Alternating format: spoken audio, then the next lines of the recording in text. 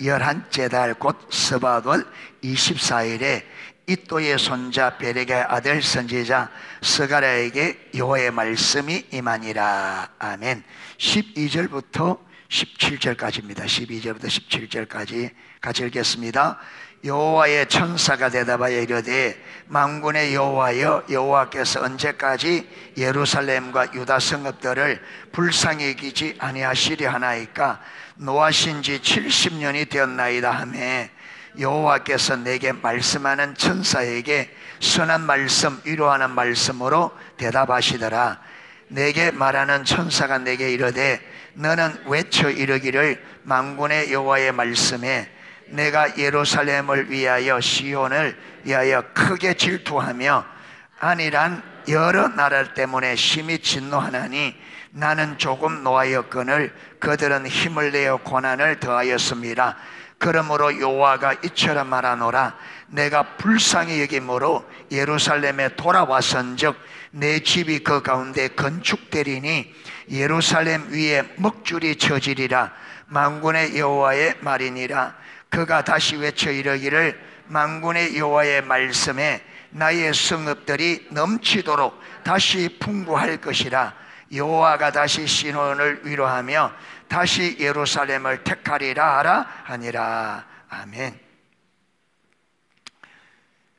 알렌 클라이드라는 분이 쓴 초대교회의 예배와 전도, 그 책에 보면 여러분, 초대교회는 사람들이 그 로마 시대 때 그렇죠. 예수를 믿으려고 하면 목숨을 내놔. 목숨뿐만 아니라 온 가족이 몰살을 당하고 온 재산이 완전히 다 뺏기는, 완전히 멸절되는 그런 위험이 있었어요. 늘 그런 건 아니어서 모든 황제들이 늘 네로 황제가 AD 64년부터 해서 313년, 그러니까 약 250년이에요. 약 250년 동안 10명의 황제가 일어나서 기독교를 핍박하는데 아주 극심하게 핍박하는 왕들도 있고 조금 유하게 하는 왕들도 있었어요. 특별한 일이 없으면 그냥 넘어가는. 그런데 여러분, 그 황제는 그때 보면 반역이 일어나기도 하고 질병에 죽기도 하고, 어떤 왕들은 좀 오래 하기도 하지만 어떤 왕들은 뭐 1년, 뭐 6개월 이렇게 반역이 일어나서 죽고 질병으로 죽고, 그러니까 이게 언제 바뀔지 모르는 거예요. 그렇게 평온하다가도 왕이 바뀌면 이 왕에 의해서 어제까지 괜찮았던 여러분 기독교가 극심한 핍박을 받게 되죠. 이러되니까 이 로마 시대 때는 기독교인들이 안심을 놓을 수가 없는 거예요. 언제 어떻게 될지 모르니까. 이런 상황인데도 여러분, 예수를 믿겠다고 하는 사람들이 뭘 보고? 초대교회 성도들의 삶을 보고. 그런데 그런 상황에서도 예수 믿겠다 하면 여러분, 초대교회는 그걸 그대로 안 받아들였어요. 그러니까 누군가를 통해서 그 사람 하면 여러분, 반드시 이 사람에게, 이 사람을 예수를 믿도록, 예수를 믿겠다고 인도한 사람은 같이 와요. 그 저를 믿겠다는 사람과. 그래서 이 사람에게 분명히 여러분 그렇게 가르치면, 이걸 이대로 모든 걸고 믿겠냐? 그러면 믿겠다 해도 그 말만 듣기 아니고 이 사람의 그걸 점검을 해요. 평소에 어떻게 살아왔는지. 그래서 이 사람은 훈련을 잘 받으면 되겠다 싶으면 그때에 이제 허락을 하고 3년에서 7년, 8년 동안 매일 아침에 여러분 교리 문답 교육을 받아요. 뭐냐면 초대교회 말하는 핵심이 예수님의 주되심, 산상수훈의 삶. 그러니까 기독교 진리를 그대로 살도록. 그래서 이 사람이 여러분 3년 동안 계속 하면서 사람들에게 이 삶을 어떻게 사는지 가르치는 대로 가서 순종하는 삶을 사는지, 듣고 끝나는지를 이걸 계속 해서, 그래서 여러분 3년 좀 교리 문답하면 그 다음에 점검을 해요. 이렇게 이 사람이 진짜 어떻게 살았는지, 그리고 그 사고 체계가, 이 사고 체계가 성경, 그들은 그것을 제사회화로 부르더라. 제사회화. 그러니까 세상의 가치관을 따라 살던 사람이 기독교의 가치관으로 이 가치관을 전환되는 것을 제사회화. 그러니까 이 사회에 맞도록 세팅되어 있는 모든 사고 체계를 다시 기독교 세계에 맞도록 사고 체계를 전환시키는 거예요. 그러니까 새롭게 사회에 적응해서 살아갈도록 이걸 제사회화, 요 사회에 살도록 적응되어 있는 사람을 요 사회에 이제 적응할 수 있도록 교육을 시키는 거예요. 단순히 그냥 아니라 이 사람의 사고체계 제사회화가 일어나야 되는 거예요. 이 사람. 그래서 점검을 해서 됐다 싶으면 세례 날짜가 항상 그들은 세례가 부활절이에요. 부활절 하는데, 그래서 세례가 결정되면 여러분 때로는 2달, 석 달 동안 여유를 가지고 이제 이 사람이 세례 받을 자로 이제 결정을 해요. 그러면은 요 기간 동안에 집중적으로 뭐 하느냐면 축사사역을 해요. 축사사역은 단순히 귀신들 이게 아니라 여기에 가지고 있던 사고체계, 이걸 완전히 끊어내는, 사단의 영향력, 사고체계를 완전히 끊어내는, 철저하게. 그래서 완전히 제사회화가. 그래서 여러분, 그래서 그동안에는 예배가 어디까지만 허락되느냐 하면 딱 말씀하는 시간만 더니 허락돼요. 말씀 듣는 시간만. 말씀을 딱 그러면 그 이후에 여러분 평화의 입맞춤 만찬이 있는데 그게 참석을 못해요. 예배만 나와야 돼. 그 말씀만 들으면. 이렇게 잘 접하고, 그래서 부활절 아침 되면 여러분 세례를 성령이 임하시도록. 그게 초대교회는 성령이 와 계셨잖아요. 그러면 이렇게 훈련을 받고 완전히 바뀌어 있기 때문에 대부분의 성령이 임하는 거예요. 그게 이 성령이, 여러분 여기서 모든 제사에 되어 있는데 성령이 임함으로 이 사람이 완전히 어떻게 바뀌어버렸냐면 완전히 기독교인으로 바뀌어요. 완전히. 이렇게 초대교회는 신앙교육을 기독교도 그냥 교회 오는 곳으로 그들은 기독교인으로 보지 않았어요. 기독교인을, 초대교회는 기독교인을 그냥 교회 들어오는 걸 아니라 성경이 말한 대로. 그러니까 여러분 이 뭡니까? 이 세례는 이 사람이 기독교인으로 교회가 받아들이다 인정한다고 하는 공적인 표시입니다. 그렇죠? 교회가 이 사람은 이제 그리스도의 사람이다, 그리스도께 속한 사람이라고 공식적으로 사람들에게 선언하는 게 세례란 말이에요. 그러니까 이 세례를 받아야 교회에 들어와서 말도 할 수 있고, 회의에 우리도 그렇잖아요. 세례 받아야 우리도 여러분 공동회의에 참석한다면. 그런데 오늘날 우리는 세례 받은 게 이게 완전히 그야말로 물세례예요. 초대교회는 완전히 새 사람. 그래서 초대교회는 성도를 그냥 교회 와서 왔다 갔다 신앙생활 한다 하는 게 아니고 성경 말씀대로 삶이 그렇게 사고 모든 가치체계가 성경적인 가치책으로 완전히 전환되었을 때 성도라고 인정했습니다. 그러니까 이들은 여러분 이렇게 교회에 들어와서 철저하게 예수님의 주되심 앞에 사니까 그 삶을 보고 기독교가, 로마가 여러분 종들로부터 시작해서 저 높은 여러분 로마 귀족들까지 이 공동체의 삶의 매력을, 감동을 받고 충격을 받고 도전을 받고, 그래서 로마를, 이 삶으로 로마를 말로 변화시킨 게 아니고 뭐로? 삶으로. 그러니까 우리도 여러분 우리가 사는 그 지역에서 어떻게 해요? 이 삶을 살아야 됩니다. 이게 뭐 같으냐? 이게 누룩이에요. 누룩. 이게. 그러니까 눈에 보이게 안 드러나는데 로마 곳곳에서 이들의 삶에 도전을 받고 충격을 받고 여러분 이 삶을 허무하는, 그래서 이게 그러니까 오늘 우리 오전에 여러분 하나님이 말씀하는 믿음도 어떤 믿음? 하나님을 예전에 믿음의 성격 졸려고만 믿음의 성격 1번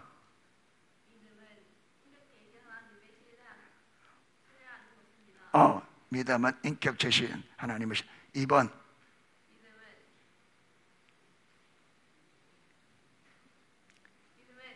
야한이 어디 갔노? 믿음은 믿음은 하나님을 전적으로 신뢰하는 거다. 3번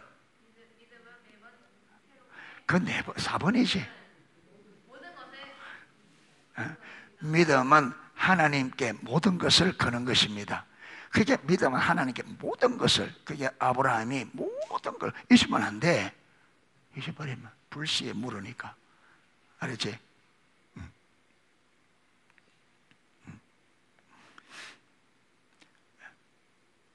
그러니까 우리가 성경이 말한 믿음 그런 거니까 초대교회든 구약이든 신약이든 믿음은, 그래서 저와 여러분이 그 믿음을 목표로 하고 나아가야 됩니다. 아멘. 뭐 이만하면 되지 아니야. 시연이 이만하면 됐어? 안 되지. 어디까지 가야 돼? 아니, 믿음이 어떤 목표? 아브라함의 모든 걸, 아까 그러자 하나님께 모든 것을 그는 그때까지 뭐 수요일 좀 나오고 뭐 금요일 좀 나오고 이런다고 이게 아니지.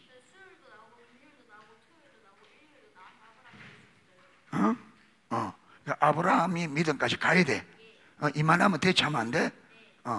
친구들이 시연이 보고 막 변해야 돼. 너를 보고 네가 쫄러가면 안 되지.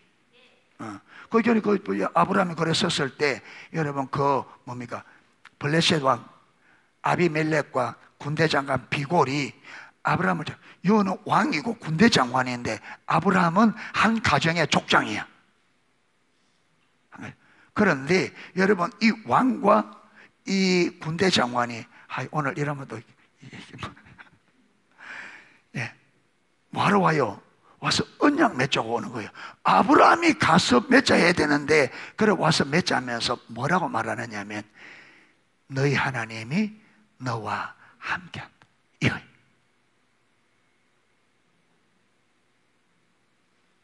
아브라함은 아브라함의 삶에 하나님이 아브라함과 함께하는 것을, 그래서 한 나라 한 군대 장관도 하나님이 함께하는 아브라함을 어찌할 수 없다는 것을 본 거예요. 비록 족장이지만 왕이, 한 나라의 왕이, 여러분 그 당시에는 지금처럼 아니죠. 블레셋이 도시국가, 지금 같은 이런 나라가 아니지만 그래도 여러분 한 족장과 한 나라는 완전히 다른 개념이죠. 그런데 그가 아브라함에게 하나님이 함께 하심을 보고 두려워서 아브라함이 우리를 치면은 우리가 완전히 망하겠다 이걸 본 거잖아요. 아브라함이 우리를 치면 하나님이 그 함께하는 거 보니까 아브라함 만약에 우리를 치면 우리가, 그러니까 여러분 와서 언약을 맺자. 네가 우리를 치지 말고 우리도 너를 치지 않을 테니까 너도 우리를 치지 말라. 이 언약을. 그러니까 여러분 시장님이 와서 내가 당신 손 안 댈 테니까 나 손 대지 마라 이렇게 돼.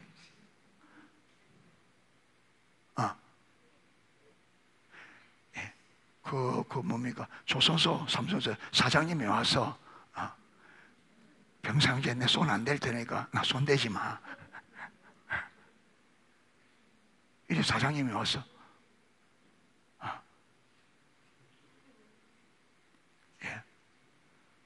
보디발은요 요셉에게 다 맡기고 나중에는 바로도 누구에게? 요셉이 니 다 해물어.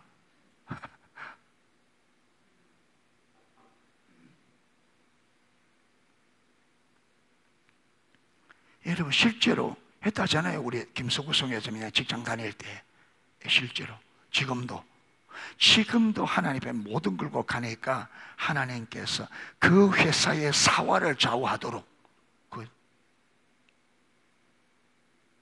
왜? 하나님이 그때나 오늘이나 우리가 믿는 하나님은 영원토록 어떤 분이시다? 통일하단 말이에요. 구약에만 그렇게 할 수 있는 분이 아니고 신약에만 해. 지금도 진짜 우리가 이렇게 되어져야 우리가 예수 믿는다 자신 있게 말하고 예수 믿는 맛이 좀 안 나겠어요? 얘네 예수 믿는 사람 안 믿는 사람이랑 우리가 비슷하게 살면 무슨 재미로? 예.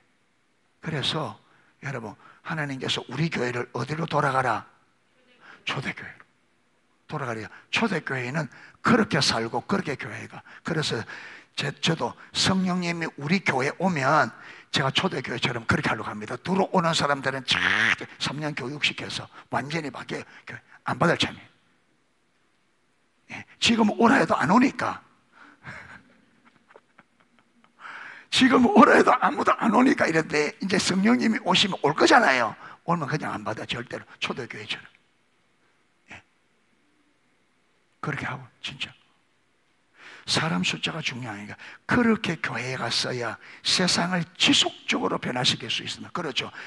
여러분 부흥이 끝이 나도 교회가 그렇게 했으면 이 교회는 계속해서 영향을 미칠 수 있다. 초대교회가 여러분 그 AD 30년 예수님이 돌아가시고 숨천하시고 사실무가 났는데 여러분 이 초대교회가 어디까지 313년까지 영향이 갔단 말이에요. 250년을 로마를 완전히 변화시킬 때까지 갔으니까. 그리고 우리가 이 성령님의 통치 아래 딱 있으면 지속적으로 우리를 통해서 우리가 통치 아래에서 초대교회처럼 삶을 살면 우리가 그 삶을 사는 한에는 하나님은 계속적으로 이 세상을 우리의 삶을 통해서 변화시킬 겁니다. 아멘. 예. 그래서 농속교회에는 예수님이 다시 오시는 그날까지 주의 뜻이 이 땅에 세상이 하나님과 화목하게 하는 그 일을 계속 해나갈 수 있는 그런 교회가 되기를 열망해 봅니다. 제 소망을 가져봐요. 될지 안 될지 그건 하나님만 아시겠지만. 자, 오늘은 제3과 구약의 성전 회복을 통해서 본 예배의 중요성. 뭘 통해서? 구약의 성전 회복을 통해서 본 예배의 중요성. 그러니까 구약의 하나님께서 구약의 성전을 회복시키는 것을 보면 예배가 얼마나 중요한지를 볼 수 있다 이 말이거든요. 하나님께서 구약의 성전을 회복하는 것을 보면, 하나님께서 회복시키는 것을 보면 예배가 얼마나 중요한지를 우리가 볼 수 있다. 자, 구약에 나오는 성전의 회복에 관한 기록을 보면 성전 회복이 이스라엘에 따른 모든 회복을 위한 핵심이다. 그러니까 여러분 구약 성경을 가만 자세히 들여다보면 성전이 회복되는 것이 이스라엘 전체를 회복하는 뭐라는 거예요? 핵심이 뭐라 그랬어요? 핵심이 다른 말로. 핵심 다른 말로. 본질 다른 말로. 핵심, 그렇지. 또 다른 말로 뿌리, 가장 중요한 것, 그 말이에요. 본질. 예. 화장할 때 기초 화장을 뭐라 그래서 뭐라 그래? 어? 에이고 참. 에센스. 기초라 이 말. 기초.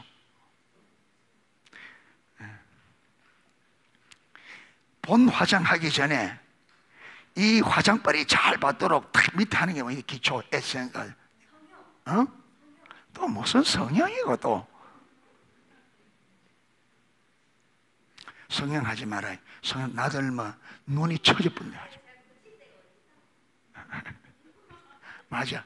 고칠 데가 없어. 스킨 노션. 스킨 노션. 예. 그러니까 여러분 구약 성경을 자세히 들여다보면 성전 회복이 이스라엘 전체를 전체 회복의 뭐라고요? 본질, 핵심. 그게 무슨 말이냐면 성전 회복이 없이 이스라엘이 회복되는 게 가능하다, 불가능하다? 불가능하다. 그런데 성전 회복과 예배 회복이 어떻다고요? 밀접한 관련이다. 그래서 성전의 회복을 들여다보면 무엇을 볼 수 있다? 예배의 중요성을 볼 수 있다. 자, 정리가 잘 돼야 됩니다. 정리가. 구약 성경을 자세히 들여다보면 성전 회복이 여러분 이스라엘 전체 회복을 위한 뭐라는 거예요? 핵심. 그러니까 성전 회복이 없이 이스라엘이 회복되는 게 가능하다, 불가능하다? 불가능하다. 그런데 여러분 이 성전 회복은 성전 회복 그 자체 문제가 아니라 성전 회복과 무엇이 깊이 연결되어 있다? 예배. 그래서 구약의 성전 회복을 통해서 뭘 볼 수 있다고요? 예배의 중요성을. 그래서 성전 회복이 왜 중요하냐면 성전 회복이 곧 무슨 회복을 불러온다? 예배 회복을. 이 예배 회복이 결과적으로 뭘 회복시킨다고요? 이스라엘 전체를. 요거 이제 나중에 요것을 이제 교회 하는 거는 이제 5장에 가면 교회 기능을 보면 요걸 잘 알 수 있어요. 자, 그래서 여기서 우리는 오늘날 하나님의 진정한 성전인 개인의 성도와 교회를 향한 하나님의 비전을 볼 수 있다. 자, 구약의 성전이 신약으로 넘어오면 구약에는 성전이 건물이었죠. 그런데 신약으로 내려오면 여러분 성전이 뭐로 바뀌느냐면 뭐로 바뀌어요? 사람으로 바뀌어요.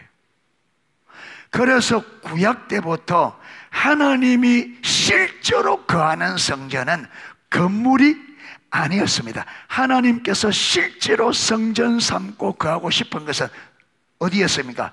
이스라엘 백성들이었습니다. 그런데 요걸 이해를 잘 못하니까 하나님께서 요것을 이스라엘 백성들에게 잘 설명하기 위해서 눈에 보이도록 건물을 지어서 하나님이 거기에 임재하면서 거기서 이스라엘 백성과 만나면서 뭘 가르쳐요? 실제로 내가 원하는 것은 이 성전에 내가 있는 게 아니고 이 성전 안에 가는 게 아니고 어디에 가는 것? 너희들 안에. 그래서 출애굽기 29장 46절에 보면 내가 너희 가운데 거하시려고 너희를 애굽에서 인도한다. 그게 이스라엘을 애굽에서 인도하여 가나안 땅으로 인도한 이유는 이들을 성전 삼고 하나님께서 이들 가운데 거하기 위해서 여러분 그렇게 애굽에서 인도해냈다, 그렇게 말합니다. 자, 그런데 이스라엘 그렇게 원하는데 이스라엘 백성들 가운데 여러분 하나님께서 어떻게 임하느냐는 할 때 그 29장 42절부터 보면 여러분 매일 드리는 번제를 이야기하면서 아침에 저녁에 드리는 이 하루에 매일 상번제라 그래. 이걸 번제를 이야기하면서 너희가 이렇게 예배할 때 내가 거기에서 너희를 만나고 그 예배, 그 제사, 그 예배 가운데서 너희를 만나고 내가 말하리라. 그리고 내 영광으로 인하여 그 여러분 회막이 거룩하게 되어지고 제사장들이 거룩해져서 그들이 거룩한 사명을 맡게 될 거다, 감당하게 될 거다. 그러면서 나는 너희 하나님이며 너희 가운데 거하시려고 애굽에서 너희를 인도해 내셨다면서 그 부분을 마무리하고 있습니다. 그러니까 하나님께서 원하는 실질적인 의미는 구약에서부터 하나님의 백성이었습니다. 아멘. 그런데 요걸 이스라엘 백성들에게 잘 이해시키기 위하여 눈에 보이는 성전을 만들어서 그 성전 가운데 하나님이 오셔서 그들을 만나 주셨습니다. 아멘. 그 만나서 거기서 만나고 거기서 만날 때 하나님이 거기서 뭐 하겠다? 가르칠 거라. 뭘? 내가 원하는 실질적인 성전은 이 건물이 아니고 너희들이고, 그래서 거기서 가르칠 거라고. 그래서 신약으로 넘어오면 이제 성전이 뭐로 바뀌어요? 여러분, 성령이 진실로 우리 안에 성령이 오셔서 우리를 그래서 신앙에는 성전이 둘이다. 하나는 개인, 하나는 교회. 그런데 여러분, 이 개인을 성전이라고 말할 때는 고린도전서에 딱 한 번 나와요. 그 다음에 모든 성전은 다 뭘 말하느냐 하면 하나님의 백성들의 모임, 교회를 성전으로 다 성전으로. 그래서 여러분, 하나님의 의도한 성전은 여러분, 결과적으로 하나님이 의도한 성전은 건물이 아니라 누구다? 사람이. 아멘. 하나님의 백성. 예, 그건 이제 나중에 보면 되고. 그래서 구약의 성전 회복의 비전을 보면 신약의 교회를 향한 하나님의 비전을 볼 수 있다. 왜? 똑같은 비전이기 때문에. 똑같은 비전이기 때문에. 자, 이 비전과 열망은 우리 모두가 반드시 보고 하나님과 함께. 그래서 여러분, 구약과 구약의 성전과 신약의 교회를 향한 이 비전을 모든 성도들이 반드시 보고 누구와 하나님과 뭐 해야 된다? 이 비전을 공유해야 된다. 공유. 하나님과 우리가 그 비전이 공유. 하나님의 비전, 그것이 내 비전에 대한 공유가 되어야 된다. 더 나아가 오늘날 어떻게 우리의 예배가 회복되어야 하는지 그 절실한 필요를 볼 수 있습니다. 자, 첫 번째, 하나님은 성전 회복을 무슨 회복으로? 이스라엘 백성의 회복으로 이해하셨습니다. 뭐라고요? 하나님은 성전 회복을 무슨 회복으로 보셨다? 여성아, 성전 회복을 무슨 회복으로 보셨다? 저거 보지 말고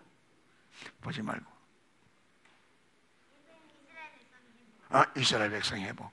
잘 들어야 돼. 멍하니 있으면 안 돼. 앞으로 전 세계를 살려야 되니까 잘 들어야 돼. 친구들이 네 교회 와 가냐 물으면 딱 이야기해 줄 수 있어야 되잖아. 친구들이 네 교회 와 가냐 그러면 이야기해 줄 수 있어 없어 지금?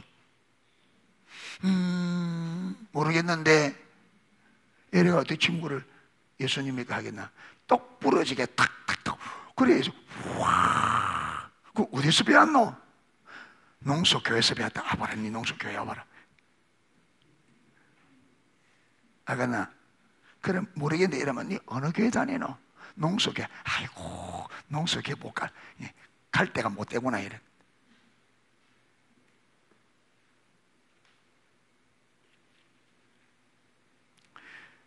자, 하나님은 성전 회복을 이스라엘 회복으로 이해하셨다. 자, 오늘 스가랴서 1장 7절 오늘 읽었는데 거기 보면 여러분, 다리오 왕 제2년, 이때가 다리오 왕 제2년이 BC 520년입니다. 기억 잘하세요.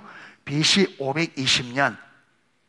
이스라엘이 남쪽 유다가 여러분 세 차례에 걸쳐서 바벨론에 망합니다. 완전히 망한 때는 BC 586년. 몇 년? 586년에 완전히 망합니다. 성전이 완전히 허물어집니다. 그리고 1차 포로귀환이 언제 일어나요? 538년에 일어납니다. 그러면 3차 완전히 망한 이후 몇 년 만에 일어난 거예요? 586년에 망해서 538년에 1차 포로기한 약 5만 명의 사람이 1차 포로기한 올라옵니다. 자, 1차 포로기한이 언제 일어났다고요? 538년. 그러면 3차 망한 지가 몇 년 만에? 48년 만에. 48년 만에 돌아왔습니다. 그들이 1차 포로 돌아왔습니다. 포로가 돌아왔습니다. 자, 그러면 538년에 돌아왔는데 지금 하나님께서 스가랴에게 말하는 이때는 몇 년이라고요? 520년. 그러면 돌아온 지 몇 년 돼서요? 돌아온 지 몇 년 됐어요? 538년에 돌아와서 520년이니까 몇 년 됐어요? 18년 됐죠. 이스라엘이 바벨론에서 포로에서 회복된 지 18년이 지났는데 하나님께서 오늘 뭐라고, 이거 보면 뭐라고 하느냐 하면, 그게 스가랴 12장 한번 보십시오. 1장 12절에 보면 여호와의 천사가 대답하여 이르되 만군의 여호와여, 여호와께서 언제까지 예루살렘과 유다의 성읍을 불쌍히 여기지 아니하시려 하나이까? 이를 노하신 지 70년이 된다. 여러분, 이 70년은 1차, 여러분, 바벨론의 1차 멸망이 606년을 보는 곳도 있고 605년을 보는 것도 있어요. 606년, 605년. 그거는 쓰는 달력에 따라서 여러 그런 차이가 있어요.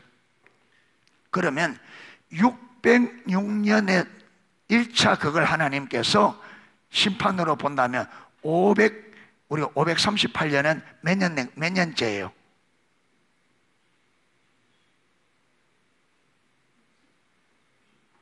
68년이지. 68년.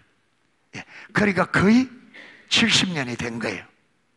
예. 그러니까 여기서는 70년이 되었습니다. 요래하는 것은 멸망의 시점을 언제로 잡았기 때문에 1차 포로로.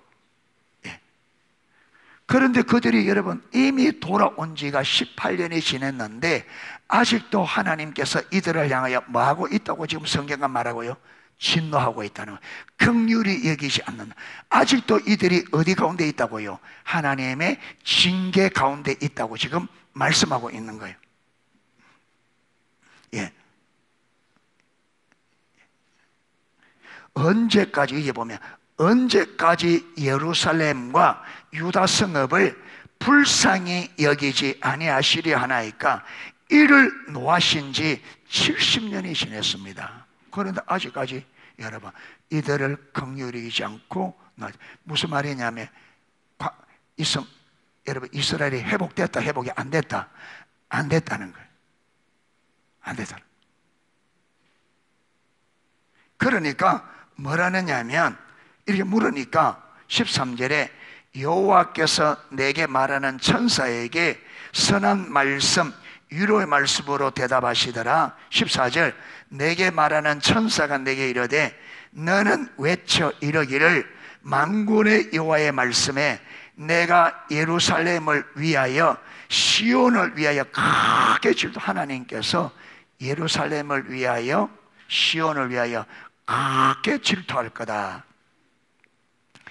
안일한 여러 나라들 때문에 심히 진노하나니 나는 조금 노하였거늘 그들은 힘을 내어 고난을 다하였습니다. 16절 그러므로 여호와가 이처럼 말하노라 내가 불쌍히 여김으로.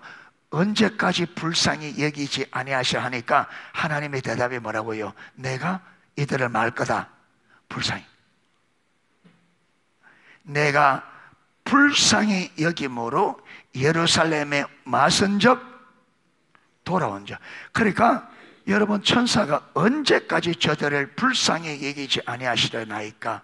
주님의 노하신 지가 70년이 찼습니다. 그러니까 하나님께서 쭉 말하면서 내가 저들을 예루살렘과 시온을 위하여 크게 질투할 거다 말하면서 내가 저들을 불쌍히 여겨 주님이 뭐 했다는 거예요?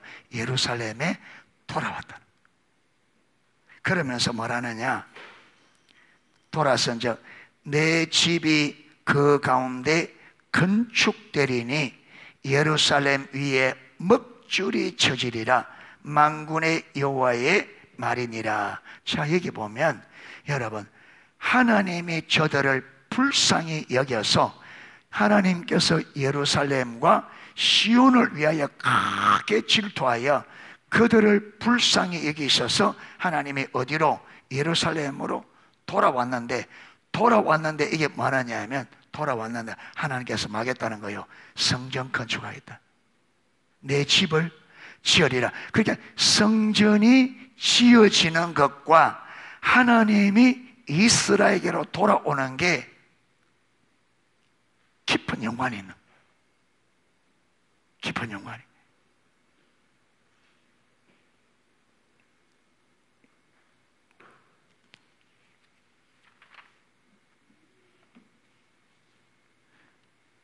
자, 그래서 여러분 아까 538년에 돌아오죠. 누구에서? 고레스 왕의. 그 당시에 여러분 바벨론 포로에 잡혀간 이 유다가 여러분 그 바벨론에서 자기들의 스스로 힘으로 포로에서 회복되는 것은 완전히 불가능합니다. 그런데 이 일을 누가 해요? 하나님의 친히 고레스를 감동시키셔서 있을 수 없는 일이 일어나서 538년에 돌아옵니다. 돌아와서 곧바로 뭐하느냐 하면 여러분 이때에 돌아와서 곧바로 여러분 고레스 왕이 보낼 때 예루살렘에 가서 성전을 건축할 마음이 있는 자들은 다 올라가라 그럽니다. 그러면서 고레스 왕이 성전 건축에 필요한 재료들을 주라고 합니다. 그런데 그들이 돌아와서 바로 여러분 집 정리하고 바로 성전 건축을 시작합니다. 그래서 2년 만에 몰라요? 시대를 기초를 따놓습니다. 이때에 사마리아 사람들 반대가 일어나죠.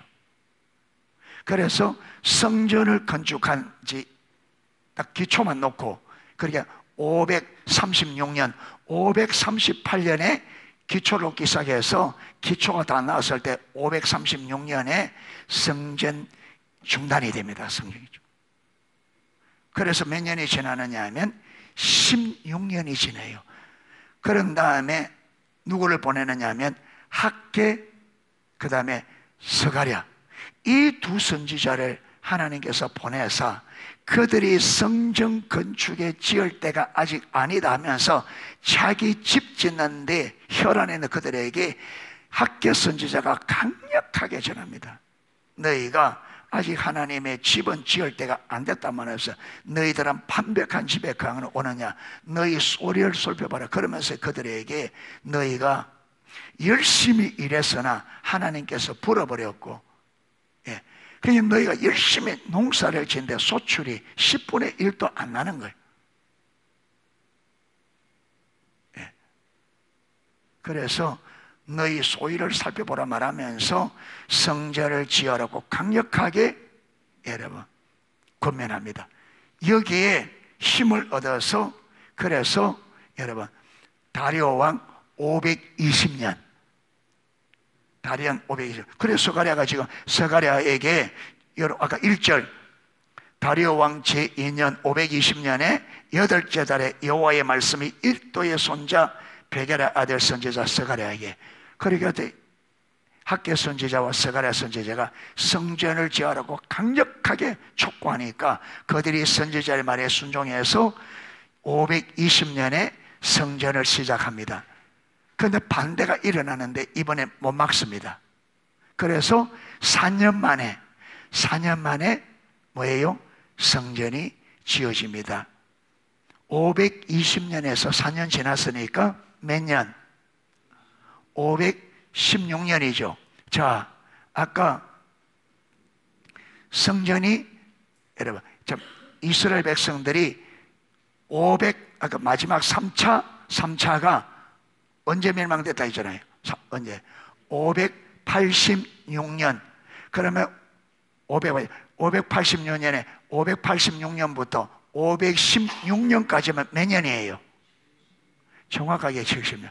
그러니까 하나님께서 70년 만에 그들이 돌아오리라 이래 말했는데, 그들이 돌아왔는데도 하나님이 아직까지 맞지 않았다.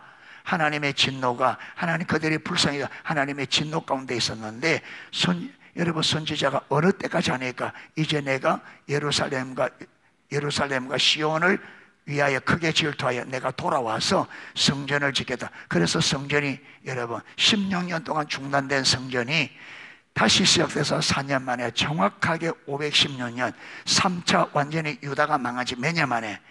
70년 만에 성전이 지어진 거예요. 그러니까 하나님께서 예레미야에게 바벨론의 포로로 잡혀서 몇 년 만에 돌아올 거다. 70년 만에 돌아왔는데, 그런데 여러분, 아까 앞에 70년이 되었다는데 아직까지 이스라엘 회복이 안 됐다 그러잖아요. 그래서 성전이 지어지는 정확하게 70년. 그러니까 하나님이 말한 여러분 이스라엘 백성의 회복은 뭘 두고 이스라엘 백성이 회복된다고 말한 거예요? 성전이 그들 가운데 지어질 때 그것을 그 성전이 다시 지어지는 그것이 하나님이 말하는 이스라엘 백성들의 회복이었습니다. 아멘. 하나님이 말하는 회복은 이스라엘 백성들이 바벨론에서 정치적으로 여러분 가나안 땅으로 다시 돌아오는 것을 회복으로 보지 않았습니다. 하나님은 이스라엘 백성들은 바벨론에서 돌아오는 것을 회복이라 보았는데, 하나님은 이스라엘 백성이 돌아오는 것으로 회복되지 않고 그들 가운데 무너진 성전이 세워지는 것을 하나님은 이스라엘 백성의 회복으로 본 거예요. 아까 보세요. 아까 성전이 새롭게 지어지는 것과 무엇이 깊은 연결이 되어 있다 그랬습니까? 하나님께서 돌아오는 것. 이 말이 무슨 말이냐면, 여러분, 이스라엘 백성들이 성전을 짓때 하나님의 의도와 의중대로 하나님께서 질투를 가지고 성전을 지으니까, 여러분 이 성전을 하나님께서 왜 다시 짓는지 알겠죠? 그리고 그 의도 의미를 알고 이스라엘 백성들이 이 성전에서 뭐 할 때, 예배할 때 그들이 하나님의 황금률에 그들이 하나님께로 돌아오면 하나님도 어떻게 될 거라고? 돌아올 거라고. 그게 이스라엘 백성들이 하나님께로 돌아오니까 하나님께서 그들에게로 돌아와서 무엇이 된 거예요? 다시 이 관계가 회복된 거예요. 그렇죠. 회복. 그러니까 하나님이 의도한 이스라엘의 회복의 핵심은 성전이 지어지게, 이게는 여러분, 이거는 눈에 보이는 불구하고 진짜 의도는 뭐냐? 하나님과 이스라엘 백성들이 관계 회복되는 것이 이스라엘의 회복이란 말이에요. 아멘. 그들이 관계가 깨어졌기 때문에 어디로 보냈어요? 바벨론의 포로로. 그러니까 그들이 거기서, 여러분 거기서 포로로 잡혀가서 얼마나 그들이 자기들이 하나님이 버린 죄인 것을 깨닫고 얼마나 회개하고, 말할 수 없는 핍박을 거기서, 여러분 거기서 그들이 이 이국 땅에, 이방의 나라에 잡혀와서 그렇게 고난받는 것이 하나님을 버렸다는 걸 깨달은 사람이 고레스가 올라가라 할 때 올라온 거예요. 이걸 못 깨닫는 사람이 올라오겠어요? 여기 오면 여러분 새롭게 다시 시작해야 되는데. 그리고 하나님과의 관계가 올바로 회복되려면 무엇이? 성전이 하나님과 관계 회복의 핵심이니까. 그런데 하나님은 뭐냐면 이 성전 이 자체가 의미가 아니라 이 성전의 이스라엘 백성들과 하나님이 여러분 만남이 있는, 실질적으로 만남이 되는 올바른 관계 회복을 하나님, 이건 명백합니다.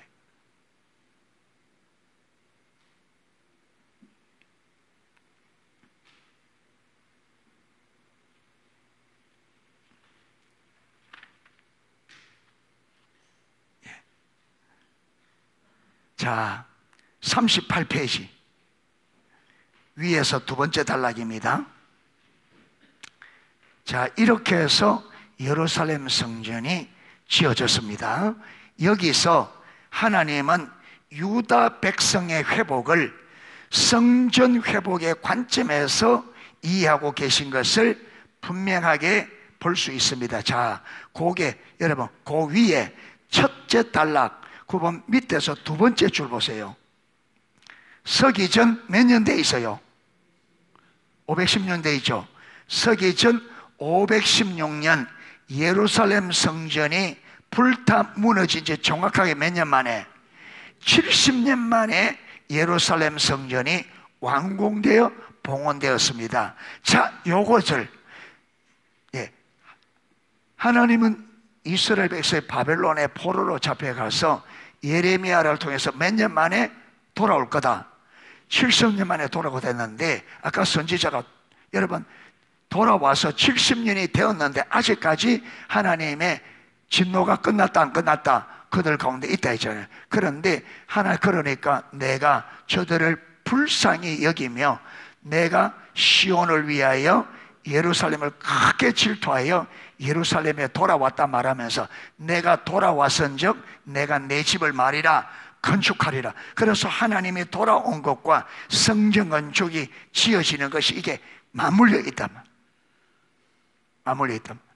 그래서 이 성전이 정확하게 4년 만에 지어졌는데, 이 성전이 완공되는 그 해가 이스라엘 백성들이 성전이 완전히 무너진 때부터 성전이 새롭게 지는 이 기간이 정확하게 70년.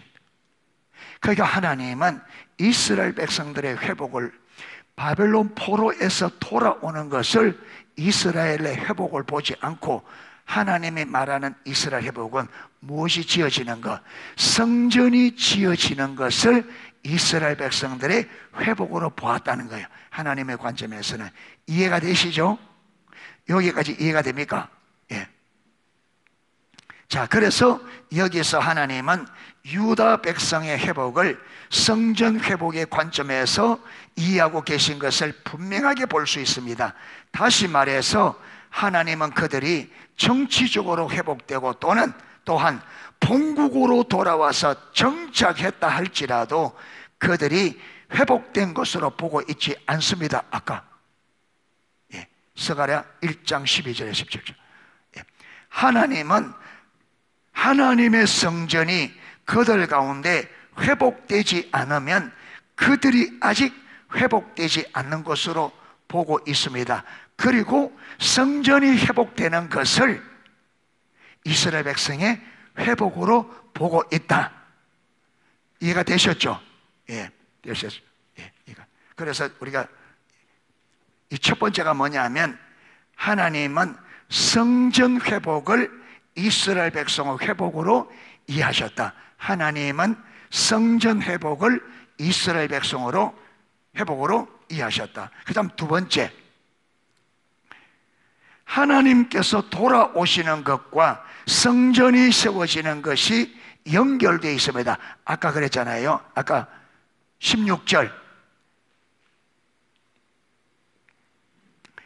그러므로 여호와가 이처럼 말하노라, 내가 불쌍히 여김으로 언제까지 불쌍히 여기지 아니하시려니까? 이렇게 선지자가 물었는데, 선지자입니까? 한 천사입니까? 천사가.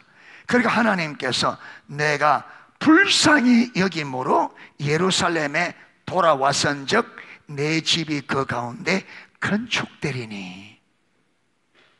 그래서 하나님께서 돌아오는 것과 성전이 세워지는 것이 어떻게 되었다고요? 깊은 관련이 있습니다. 하나님께서 돌아오는 것과 성전이 세워지는 것이 깊은 관련이 있다. 자, 그러면 왜 하나님은 성전의 회복을 이스라엘 백성의 회복으로 이해하시고, 그러면 자, 하나님께서 성전이 회복되는 것과 하나님이 돌아오는 것, 하나님은 성전이 회복되는 것을 이스라엘이 회복되는 것으로 보았는데, 그럼 하나님은 어떤 의도로 성전이 회복되는 것을 이스라엘의 회복으로 보았느냐? 하나님은 왜 이스라엘 백성들이 바벨론 포로에서 돌아오는 것을 이스라엘 백성들의 회복으로 보지 않고 성전이 새롭게 지어지는 것을 이스라엘의 회복으로 보았나? 이 질문이 당연히 나올 거잖아요. 자, 이 대답이 이렇습니다. 그러면 왜 하나님은 성전의 회복을 이스라엘 백성의 회복으로 이해하십니까? 질문의 대답은 이렇습니다. 그것은 성전이 세워지는 것과 하나님께서 그들에게 돌아오시는 것이 연결되어 있기 때문입니다. 사실 구약에서부터 하나님은 성전 건물 그 자체에 관심이 있지 않으셨습니다. 구약에서 처음부터 하나님의 의도를 감아보면 성전에 관심이 있으니까, 이거는 뭐라고요? 하나의 그냥 하나의 상징물이에요. 상징물, 사인이에요. 사인. 예. 그거 보면 이사야 66장 1절 2절에도 그렇고 왕상 8장이 솔로몬이 성전을 짓고 이래보자. 하나님이여, 하나님은 하늘의 하나님이라도 하나님이 거하시기에 부족한데 내가 지은 이 성전에 어떻게 주님께서 거하시겠습니까? 솔로몬이 그럽니다. 하나님께서 이 성전에 계실 수 있는 그런 분이 아니라, 예, 하늘의 하늘이라도 하나님을 감당하지 못하겠거든 하물며 내가 지은 이 성전에 어떻게 하나님께서 거하시겠습니까? 그러면서 이 성전이 그저 하나님의 발판을, 발을 얻는 곳을 삼아달라고.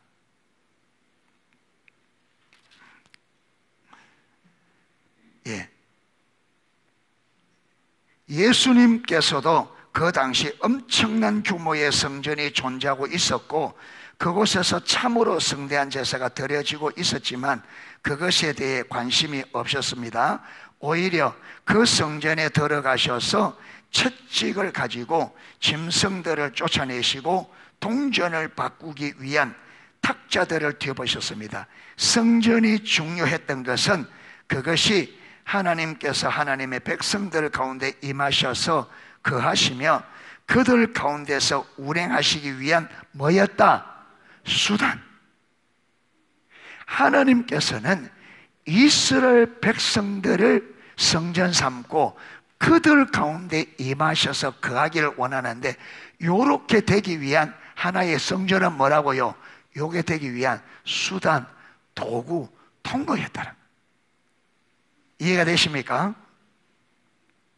자, 이 부분은 다음 과에서 좀 더 자세하게 나눌 겁니다.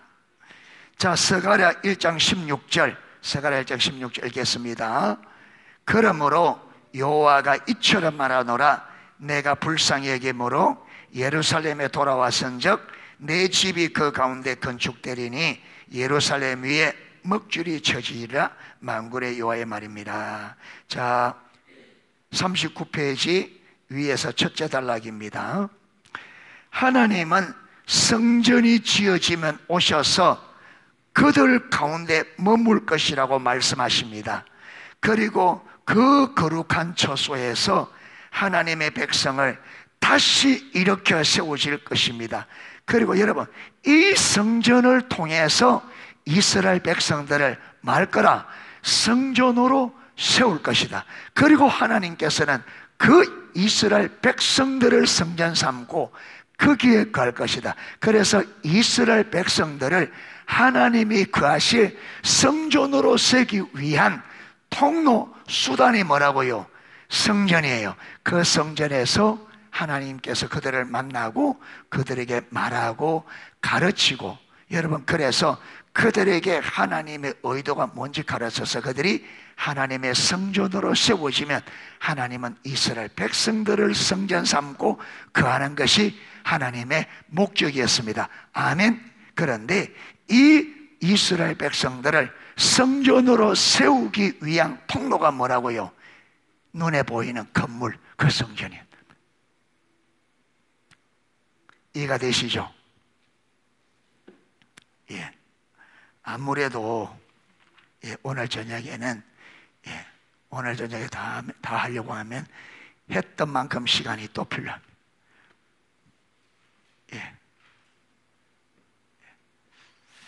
그래서 오늘 여기까지 하도록 하겠습니다. 이게 중요해서 이게 이해되어져야, 지금 3과 4과가 밀접하게 연결이 돼 있어요. 3과 4과가. 그게 요 3과가 이해하기가 조금 어려워서 이게 이해되어져야 4과의 신약의 교회를 설명할 때 이해가 잘 돼요. 근데 요 구약 요게 이해가 안 되면 사과의 이해가 어려워서 요 삼과가 시간이 조금 걸리더라도 우리가 이해할 수 있도록 설명이 되다 보니까 좀 시간이 걸렸습니다. 예, 같이 기도하겠습니다.